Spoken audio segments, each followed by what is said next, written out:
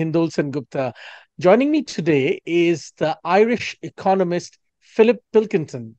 I invited Philip to have a conversation with me after seeing some of his recent writings and data visualizations on what could have caused those epic riots in Paris and across France, which later, of course, spread to other parts of Europe. He has some very interesting theories looking at the data. And one of his main theories is the cost of food and availability of food. Very few people are talking about this. So I asked Philip to join me to talk about not just France, but also food crisis and poverty across Europe, especially after the Ukraine war, and indeed in the UK, where some studies have begun to show that in the next decade, many British citizens will be as poor as, say, people in Poland or the average person in Poland, which is among the poorest in Europe. Uh, Philip has data about all of these things that he's been studying, and I invited him to talk about all that. Philip, thank you so much for joining me. Thank you, Hindol. Thanks for having me. Let's begin with France then, Philip. Talk us through what you wrote about France and why you thought, when the riots happened in France, people spoke about all kinds of things, religion, colonialism and its hangover, racial tensions, all kinds of things. But you focused on food and the economic aspect of it. Talk us through what your argument was and what is the data that you've been looking that validates your argument. Yeah, so basically, look, I worked in finance for years as a macroeconomist, a strategist on a fairly large portfolio.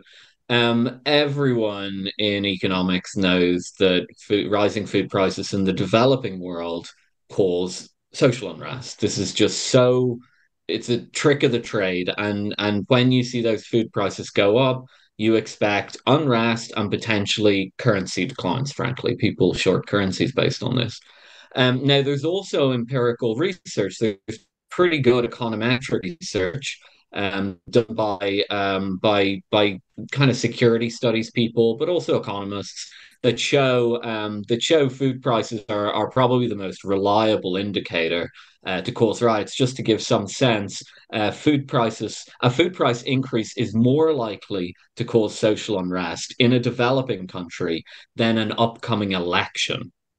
And I think that says a lot because you'd think, well, election that must stoke the tensions. No, food does it worse. Now, in the West, obviously, we like to think that we are immune from these problems, and so we'd never attribute anything like that to the issues that we'd see in Europe or in North America. And I would have agreed with that up until last year. I would have said no, that those things don't happen here. I mean, conceivably they could in the future, but not really. But I've been watching the resources situation in Europe since the Russian invasion of Ukraine, and it's concerning for a long time. A friend of mine who's an agricultural engineer, I was talking to him about a year ago, I'd say. This was around the time that the gas prices were spiking. If you recall, it was around last summer. And I said to him, I know that a lot of fertilizers come from Belarus and Russia. Are you concerned about this? And he said, yeah, really concerned. Everyone in agricultural engineering knows that there's a massive spike in the price of fertilizer. Basically, a lot of them were turning to organic fertilizers. So that would be like chicken waste and stuff like that. Like people were going around the country buying up these things from chicken farms. And I thought, geez, that doesn't sound very good. And I said, do you think there'll be food shortages? And he said, yes, about eat. And so I was really kind of fixated on this. So I kind of came out of with those two preconceived biases in a sense. The other thing is that the riots that happened recently in France were shocking. I mean, I think they were the worst probably in recent French history, but they weren't the first in the series of riots. There were some at the start of the year as well. Firstly, in response, there were quite out of control protest movements for the pension reforms. Now, that's something that happens quite a lot in France as well, but these were the largest since 1995. And then after that, a riot broke out over a reservoir that was being constructed in a rural area, which was just completely random. And my sense was that those were mainly far left groups, while the rioters that we saw recently were mainly from the banlieue, from the poorer suburbs. So we get to the situation that we saw recently. Um, Basically, I mean, they were huge, they were riots. I don't want to deny any of the causes that you've said, from ethnic tension, immigration, history of colonialism, but you can never dismiss these things. When riots break out in Egypt prior to the Arab Spring, all those same things are there. They're different in Paris than they are in Cairo, but they're always there. But that doesn't mean that the trigger event isn't food. So I looked into it and I said, I wonder, has the food consumption been impacted? And sure enough, it was. We saw a 17% drawdown. That's from the top. So food prices grow and grow and grow. We have the data since 1980, and they grow every single year. And this is a reflection of rising living standards and more people, right? Population growth. And just to give a sense, the food consumption in France doesn't fall even in 2008, even in a severe recession. People cut back on other things, not food. And then we just see this absolutely historic decline of 17%. When I showed this data to people, even in France, people were shocked. And I said, you're shocked because you're middle class. You're not poor. And if I mean a poor person's budget in Europe, 30% of it goes on food. So if you increase the price of food by, let's say, 30%, that hits the budget in a way that people who only spend, let's say, 5 to 10% of their budget on can't even imagine. This lack of consumption, not only is it not evenly distributed throughout the population, it is not. This is all falling on the poorer people, but it also, even to the extent that people said, well, maybe it's a phenomenon of switching from higher to lower quality food. I think it's probably a mix of switching from higher to lower quality food and foregoing meals. Well, that's enough to do it. Serious changes in the composition of diet is enough to make people angry. I mean, we have this term, it's an American term called hangry, which is a mix between hungry and angry. It's kind of a joke term, but everybody knows what it means. If you miss a meal, you can get grouchy. Like that's the dynamic here. We're not talking about people starving. We're talking about people missing meals. They're seeing lower quality food on the table, and this boiling over into what we saw in France. Again, I just want to emphasize, not the only cause. The other causes are real as well. But as I said, the empirical social science and the anecdotes in markets, food prices always do that. Let's move from France and expand our analysis, or rather your analysis, and understand this a little better. This kind of spillover impact of economics is happening across Europe, isn't it? Since you wrote about this in France, wrote about the cause of food crisis and what it is linked to in social tensions in France, the problem of rising food prices, rising energy prices, rising levels of poverty, all of this is being discussed more and more around the world. The Wall Street Journal wrote this piece that went around the world a few days ago about how Europe was becoming more and more poor. What really is going on? Because traditionally, around the world, Europe has always been considered, especially Northern Europe, as one of the most prosperous parts of the world. Something is going wrong. Is it only the Ukraine war, or are there other underlying problems that have really come home to roost? I think it's probably both. I think, again, it's like with the riots, you can't dismiss racial and ethnic tensions, but you can't ignore the food prices. You can't ignore structural problems in the European economy here, but you can't ignore the giant shock of the war. The war is driving everything. I mean, the two main problems in Europe are a lack of cheap energy. Basically, I mean, everyone knows at this stage that Europe was completely addicted to Russian gas. Without that energy, not only is it very expensive to heat your home and turn on your electricity, but your industry becomes uncompetitive. Manufacturing industry is a very tight margins business. There's a lot of global competition, and the two biggest inputs are labor costs and energy costs. So if you drive up energy costs, your industrial base becomes a lot less competitive. Now that's a slow burn effect. We are seeing the beginning of deindustrialization in Europe, but it'll take time. We've seen deindustrialization happen in countries before. Britain famously in the 80s and the 90s, and we saw it in Italy since the imposition of the euro. The single currency has constrained their capacity to devalue their currency in the face of labor price increases. Now, I think if we continue on with these high energy prices, Europe will deindustrialize faster than Britain in the 80s and 90s or Italy in the 2000s, 2010s. We're probably looking at, I don't know, 5 to 10 years for some serious impact on this, but it is still a slow burn problem. Industry doesn't just disappear overnight. The food prices are much more immediate. But that's just an effect of literally, if there's not enough fertilizer in a given year, you will get lower crop yields. And then add on top of that, we've just seen the collapse of the grain deal in Ukraine. Now, look, Europe's not totally dependent on Ukrainian grain, but it's just another indication of the problems that this war is causing. Now, underlying that, what are the core structural weaknesses of the European economy? Well, one is the addiction to Russian energy and to Russian fertilizers. Now, I know the Americans like to say this. Oh, you guys were so silly to get yourself addicted to these raw minerals and commodities out of Russia. And I remember when Donald Trump came to Europe a few years ago, he chastised the Germans for doing this. And now everybody takes it as a given. But actually, prior to the war, everybody was relatively happy with the trade setup. And in fact, use of Russian energy and other chemicals and so on, it goes back hundreds of years. It's a very old relationship between especially Central Europe, Germany, Austria, and these places, and Russia. So this isn't some newfangled thing. But look, the continent was reliant on these goods.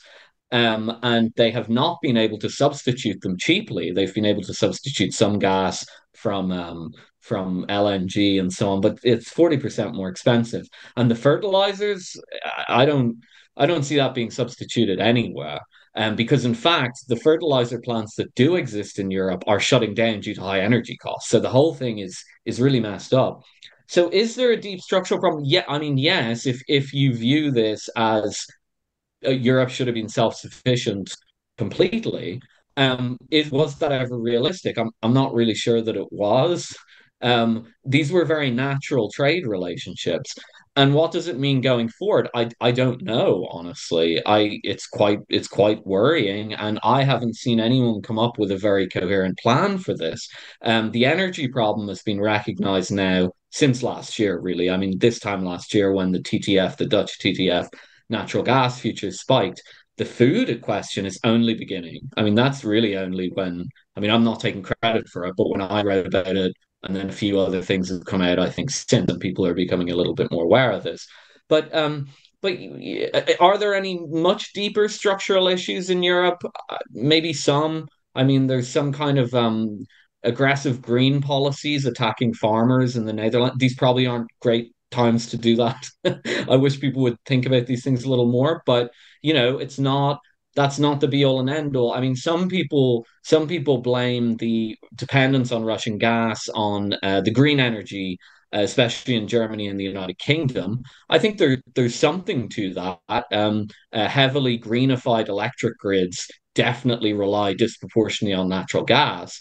But, as I said, I mean, up until the war, these were seen as natural trade relationships. So to completely redo everything on the fly, as we say here, is it makes no sense. So people can throw blame in this or that direction, but I just see these as kind of facts of life. They've been interrupted. There's not a great deal of point. There's not a great. It doesn't get us anywhere to just throw blame about this, or you should have thought about that earlier, or whatever. We are where we are. Um, as I said, we're plugging the gap in terms of energy with LNG. It's very expensive, and energy demand has fallen due to beginning of deindustrialization and so on. And then the food, I don't have a good answer for. We see the grain deal fell apart in the past few days. grain prices have gone up. So it's not fantastic. And clearly, we thought we were going to be able to export these problems completely to the third world. Frankly, I know that's a terrible thing for people to hear, especially in India, but I think people know it, right? The West thinks, oh, well, it'll be the developing world that stomach the food problems, and it will be the majority of them, but not anymore. That's not the situation here. Let's talk a little bit about the other issue that people talk about. There is also, compared to America at least, also a productivity problem in Europe, isn't there? And a lot of people believe increasingly, and not all of them are the hard right, but, even centrists, many of them have begun to believe that some of this is a byproduct of over centralization of rules and regulations controlled by Brussels. And that impacts productivity and the job market in Europe, which doesn't happen in quite the same way in America. So that's my first question. Do you believe that's true? My second question is about nuclear power, Philip. There has been a recurring voices recently in Europe talking about the fact that, in a sense, nuclear power was abandoned in Europe, especially in Germany, for instance. And and because there were all these fears, but now perhaps nuclear power would be one of the best ways for Europe to solve its energy crisis. What do you think? So on the productivity question, I think yes, there is something to that, but I think the main drag on productivity is actually the single currency in Europe. What you've seen is massively disproportionate, how should I put it, heterogeneous productivity rates. Germany, with its high manufacturing sector, has seen very high productivity. Italy, with its continued deindustrial slide into deindustrialization, has seen very low. Britain as well with a deindustrialized economy. I think you can basically predict productivity rates for the manufacturing as a percentage EVA. I mean, this is a very old observation by a British Hungarian economist called Nicholas Kaldor. I've always thought it was true. It's simply that service sector is harder to get productivity out of. The famous example is that a barber can only cut so many heads of hair, while manufacturing has these enormous scaling effects when you bring in new machinery. So if you cut down on your manufacturing base, you will find it harder and harder to squeeze productivity out of the economy. And that's, I think, what we've seen in Europe. And now with an energy crisis on top of that, we're getting even less manufacturing unless we figure out a way to reverse this, or unless the sanctions are lifted and the war ends or something. So that I would say is on the productivity. I doubt that the regulations and so on help. I think some of the European stuff is a bit suffocating personally. But I think that the single currency is and the deindustrialization of various regions in Europe is the key to understanding that. And by the way, you see the same thing in America if you look at regional productivity numbers. The place where manufacturing has fled tend to have pretty low productivity. In terms of what was the second question? Nuclear question, nuclear energy. Europe pretty Oh, much nuclear. abandoned nuclear energy, but is it time to relook at it in Europe? Well, yeah, I mean, it was a time to relook at it 10 years ago. It takes nearly a decade to build a nuclear power plant. Europeans aren't even as good at building these things anymore. So something that I've been thinking about a lot, and I'm not the only one, there's a few other kind of analysts out there, is that some of these things that we've forgotten how to do, not just in Europe, but in the West. These are learned skills. Like building a nuclear power plant is a complex thing, and when you forget how to do that, it's quite hard to like dust it back off. When Britain was going to build another nuclear power plant recently, it was going to contract the Chinese. This was about 5 years ago, I think, and people were very worried about the national security ramifications of that. And actually, I understood that at the time. It was during the Theresa May government. I think it was scrapped, and I said, no, it is a bit strange that the Chinese are building nuclear power plants in Britain. But actually, having looked into it a bit further, I'm not sure if we have the engineering skills to build it, or if we do, it's going to be a lot slower. So that's point one. It takes a long time. Do Europe have the skills? I mean, certainly, like we have enough skills in Europe to get one power plant done, sure. But if we want to like do a bunch of these things, do we have the skills? I don't know. I'm not sure. And the fact that the Chinese were going to build the British power plants suggests to me that there might be some problems there. And then the third problem is simply to build a nuclear power plant, you need energy. You can't. It won't. We don't have cold fusion left. We don't have a perpetual motion machine, as the physicists would say. So you need the energy to get from A to B. You need to plan to build these things when you can afford to build them. And remember, I don't just mean the energy. At the moment, energy consumption at the moment in Europe is way down, and we're in this bizarre situation here where we're saying to ourselves, "This is a good thing," because we'll have enough energy for next winter. The world is upside down. I don't know what's going on anymore. Low energy consumption is not a good thing.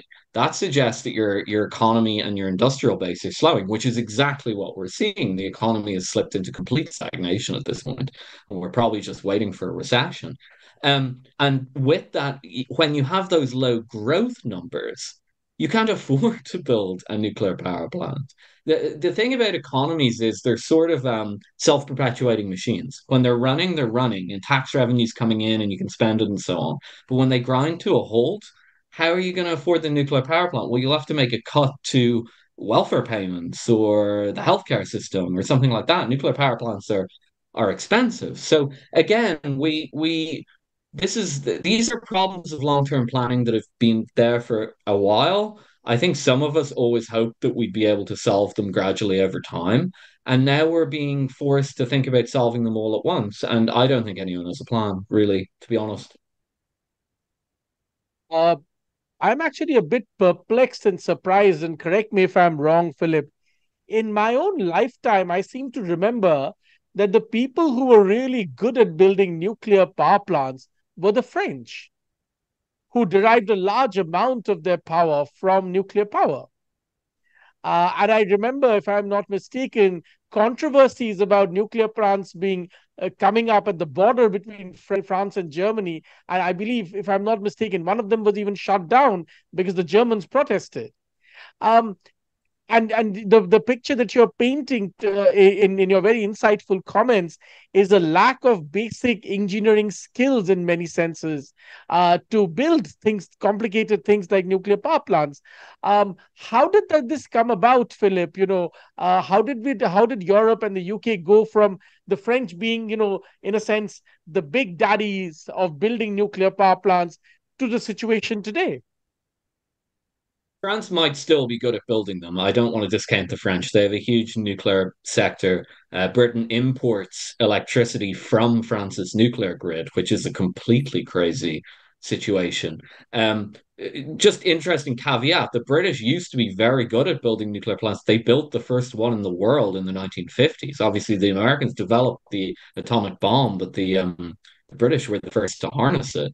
But you're right. France has kept its nuclear program, its state nuclear program. It's never gone away. The French probably can build them. My guess there would be that the British sought out the Chinese because it was cheaper and faster. So the French probably can. The question again, I'm just putting it at an aggregate level. Is there enough engineering talent for the whole of Europe to nuclearize? I don't know. I think that's an open question. France definitely has a perfectly functional nuclear grid. Nobody's taking that away. But because energy prices are a European-wide phenomenon, it doesn't save them. In terms of what you're saying about the Germans being like allergic to nuclear, which is the strangest thing because they seem very committed to reducing CO2 emissions, which of course nuclear doesn't have many CO2 emissions. I mean, that's a whole different story. It's a very long story about the anti-nuclear movement and so on in the 70s and 80s. But that's just another hurdle to overcome. I mean, we're in this situation now where even if you made me king of Europe and said, okay, do whatever you want. And I'd say, okay, well, we'll start building nuclear right now. And maybe even start building some coal, which takes like 3 years to come online just while we're waiting, and we can do cheap ones like the Chinese do and then put them out of service when we're back on track.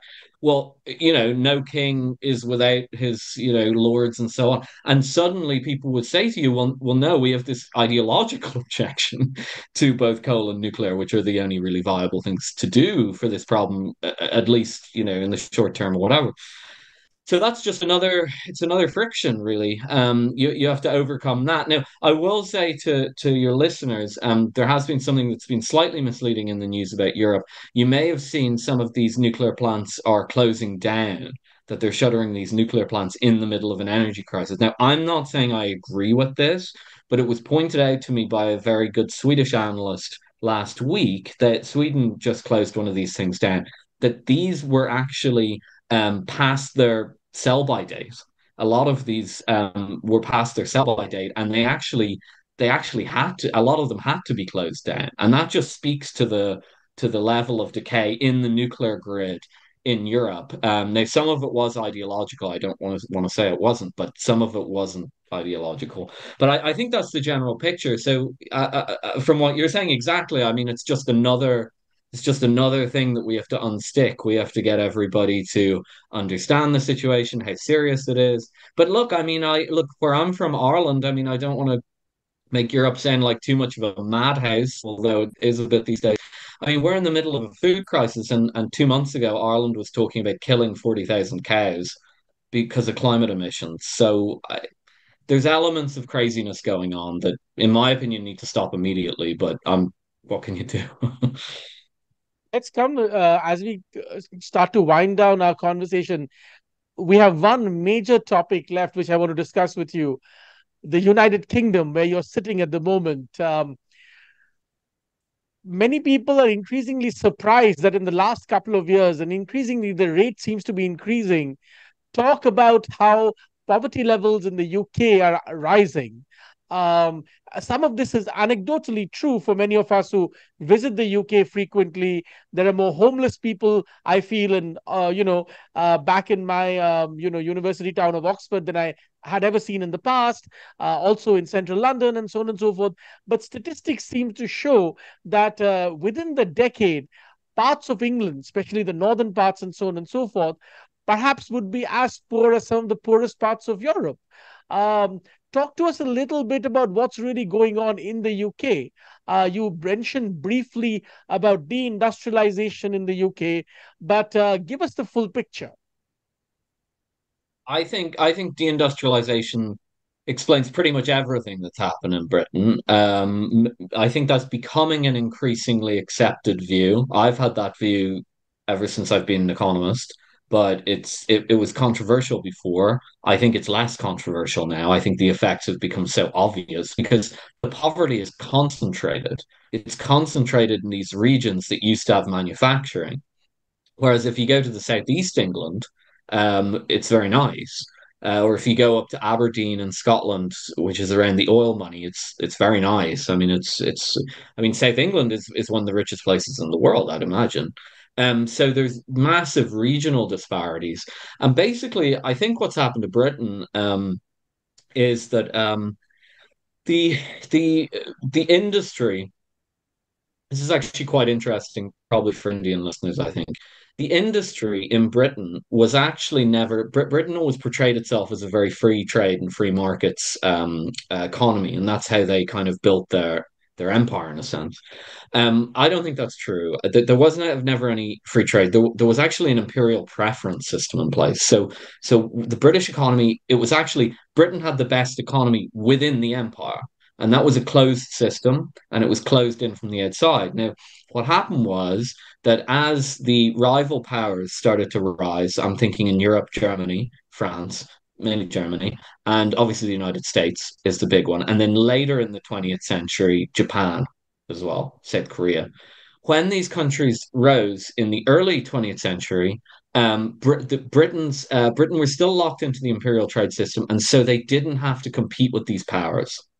And then after World War II, basically the imperial system was dismantled for a wide variety of reasons. And then Britain had to compete with the entire world, mainly the United States at that stage, but increasingly Germany as well, and then eventually Japan and South Korea, and then China eventually, of course, as well. And what happened was that British manufacturing was not competitive to a very large extent. And in under Margaret Thatcher in the late 70s and early 80s, a decision was basically made to pretty much accelerate the process, raise interest rates very high, heavily promote the financial services sector, which is mainly based in London, and just go in all guns blazing. And even though the left over here will complain about Thatcher, this was greatly sped up by New Labour and Tony Blair, manufacturing much faster under them. And at that stage, I think it wasn't just uncompetitive industries; it was neglect. It was one thing closing down the coal mines under Thatcher, which weren't very competitive. They were deep soil coal mines that couldn't compete with Australian coal and so on. But to destroy some aspects of the car industry always struck me as bizarre. That was in the late 90s. It was very strange. So basically, what's happened is we Britain is now a very lopsided economy that relies mostly on financial services centered around London. And these prop up the capital inflows into the city of London, prop up the value of sterling, and allow the country to run a very large trade deficit, dangerously large, in my opinion. And of course, we're buying more from abroad than we're selling because we're not making it domestically. Um, and financial services props this up. It maintains living standards in a sense artificially high, and and that's basically how the system works. But of course, that system leaves behind anyone outside of what you might call the banker belt down south. Now it doesn't completely leave them out because somebody living even, a town outside of Oxford, let's say, still has a valuable sterling. The sterling is still able to buy these foreign products, but every few years sterling will decline. Declined in 2008 by 20%, declined again by almost 20% after Brexit. And when these declines happen, it never rises back up. I mean, it bounces around a little bit, but it never goes back up to its previous level. And each of these declines is a hit to living standards. And so the model is now completely broken. I think it's been widely recognized at this stage that this is the underlying problem. The politicians and so on that I talk to in Westminster, policy people, I think people get it now. But the unfortunate thing is that a lot of the deindustrialization has taken place. And so it would require an enormous industrial policy in Britain to get everything rebalanced again. And of course, we're piling on top of that an energy and food crisis. So I don't know. I know I'm coming on here like the most pessimistic person in the world, but these are serious problems and they're happening. These are not a figment of the imagination. These aren't kind of people trying to get you to short stocks on zero hedge or whatever. This is just the reality. It's a very sad reality, and it's very concerning. I want to conclude by talking a little bit about the topic with which we began, Philip, if I may, food crisis. A recent Wall Street Journal article, I think it was, or maybe it was Washington Post, which spoke about the poverty in Europe, actually made food its focal point because it spoke about how some of the biggest companies that are doing well, or firms that are doing well in Europe now and in the UK, many of them are companies that sell food at dirt cheap prices because they are just about to expire, you know. So cut price food, and tens of thousands of people seem to be buying very large volumes of this food. And this is not confined, it seems, to southern Europe or poorer parts of Europe or Eastern Europe, but it's across the board. It's in Germany, it's in UK, it's in some of the wealthiest parts of Europe. Talk to us a little bit at the end then on what you see is the way forward from here on this food crisis, because there's a food crisis, there's an industrial policy crisis, deindustrialization policy crisis. There's also a home crisis, especially in the UK. People trying to buy homes, it's become impossible for many people to even buy their first home. I mean, latest newspaper reports suggest that many people who are going to retire at 60, 65 perhaps will still have to continue living on rent. Now, this is almost an unheard of situation from the past in the UK. Talk to us a little bit at the end on the way forward from this juncture. Yeah, I'd just say really briefly on the food, on buying almost expired food. I think that's not a terrible thing because it shows that there's a little bit of capacity for substitution in the food market. In a sense, the West has been so wasteful with food that if we economize a little bit, we might be able to maintain it. Not saying it'll solve the problem, but you could read that Very positively good in a point. sense. Because 50% Yeah, of the food is actually wasted around the world. That's pretty wasted. 100%. So getting people to economize on food is probably not the worst thing, to be honest. In terms of way forward, I mean, again, you mentioned yet another problem, which is the housing problem. It's real. It's talked about all the time. I think maybe house prices will come down, to be honest, now that we're falling into a recession, interest rates rise and so on. But it continues to be cyclical. It goes boom bust. It's a very chaotic and not a functional system. Houses shouldn't be assets. They should be things to live in. But what to do moving forward? I mean, specifically on the food problem, I honestly, I'll put my hands up and say I'm not an expert on fertilizer markets. I'm only going on what I've seen this past year. Fertilizer imports took a dive in the immediate aftermath of the war. They were actually carved out of the sanctions, as far as I understand it, because I think people understood just how dangerous messing with the fertilizer supply will be.